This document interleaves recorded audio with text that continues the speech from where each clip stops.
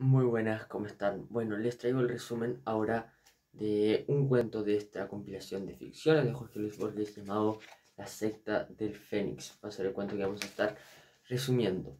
Y bueno, trata, como su nombre dice, de una secta llamada del Fénix, en la cual la gente que la compone no se identifica con este nombre, sino que, por ejemplo, el narrador, que está en primera persona, cuando le pregunta a gente alrededor del mundo si es parte del secta del Fénix, le dice que no, pero sí que es gente del secreto. Entonces ellos se denominan a partir de esta forma. También el narrador dice cómo gentes comparan a los sectarios con los gitanos, aunque para él esto es una falsedad, ya que tienen muchas diferencias. La única similitud entre ambos es que ambos se encuentran en muchas partes. Pero por ejemplo, los gitanos normalmente leen la buena suerte o tienen profesiones más específicas como caldereros o herreros. En cambio, los sectarios se mezclan entre la sociedad y ejercen cualquier tipo de profesión.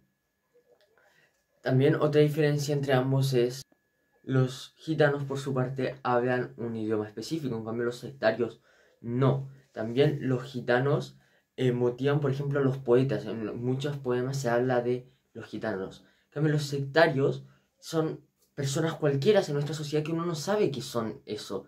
Se mimetizan, por eso no dan índole a una alabanza, por ejemplo, específicamente de este tipo de gente. Los gitanos también han sufrido persecuciones a través de la historia, en cambio los sectarios no. Eso sí, como los sectarios están en toda sociedad, mezclados entre toda la gente, obviamente que hay sectarios que han sufrido persecuciones. Por ejemplo, hay sectarios judíos y por ende, como los judíos fueron perseguidos, también los sectarios fueron perseguidos. Pero no es como que persiguieron específicamente a los sectarios, sino que fueron perseguidos porque estaban dentro de otro grupo de personas, que en este ejemplo que doy serían los judíos, pero no los persiguen específicamente por su ideología como si lo hacen con los gitanos. Sin embargo, el narrador también menciona que los sectarios con los judíos no tienen ninguna similitud, a menos de que haya, como ya dije, un sectario que haya sido judío, pero no significa que sean para nada parecidos, es un caso particular. Los sectarios además no tienen un libro sagrado como la Biblia para los cristianos, como el Corán para los musulmanes, que los una, sino que el único vínculo entre ellos es el secreto. Esta acción del secreto, que es una especie de ceremonia que nadie sabe muy bien lo que es. ¿Por qué no se sabe muy bien? Porque los sectarios, había un mito que explicaba esto, pero lo han ido perdiendo a través de los años, entonces no se sabe. Lo que sí se sabe es que es un rito que promete la eternidad a las personas que lo hagan, obviamente. Y es una especie de paradoja, porque este rito constituye el mismísimo secreto, por eso es gente del secreto. Entonces, ¿por qué nadie sabe lo que es este rito? Porque es un secreto. Y eso al final es lo que los une. Y bueno, este rito no es eh, inculcado por las madres ni por un sacerdote, sino que lo hace cualquier tipo de persona, incluso los más débiles, como un perdiosero, o, es decir, un mendigo, o de un niño a otro niño. Es decir, en general se hace entre los más débiles. Tampoco este rito se hace en un templo, como cualquier religión que uno acostumbre, sino que se puede hacer en cualquier lugar trivial, por ejemplo, un sótano o una ruina. Entonces es algo muy básico, se podría decir. También se menciona que no hay ni una palabra que mencione el secreto, este rito, directamente, sino que cualquier palabra puede referirse a él. Es por ello que yo, incluso al grabar este video, o el mismo escritor al escribir este cuento, haya mencionado una palabra que dé a entender que estaba mencionando el secreto, obviamente en el punto de vista de un sectario, nosotros no lo entenderíamos, pero para ellos fue nombrado el secreto sin que nosotros lo hayamos sabido siquiera. Entre los sectarios, además, es muy despreciado el que no cumple este rito. Por parte externa e interna. ¿Qué quiero decir con esto? Que si yo no puedo cumplir el rito siendo un sectario, soy despreciado por los demás, pero incluso yo me desprecio a mí mismo porque no me podrá alcanzar esta eternidad que nos promete, bueno, al hacer este rito.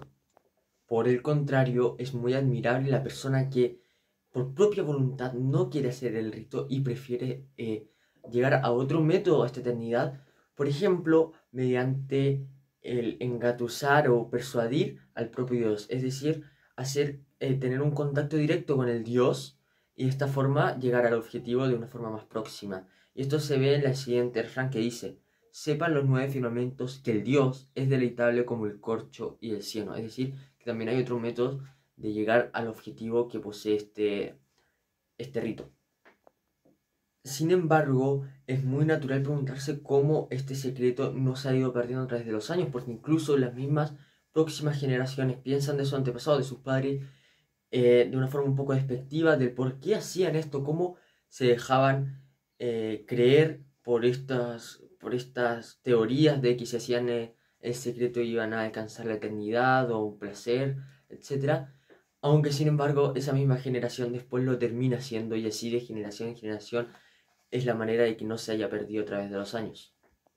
Y la razón de esto, que además con tanta guerra, cambios de posición geográfica, es decir, éxodos de la sociedad a través de los años, es que se ha vuelto algo instintivo. Sin que una persona lo quiera, hace el rito y de esta forma se vuelve sectario y posteriormente sus hijos también hacen lo mismo y así sucesivamente.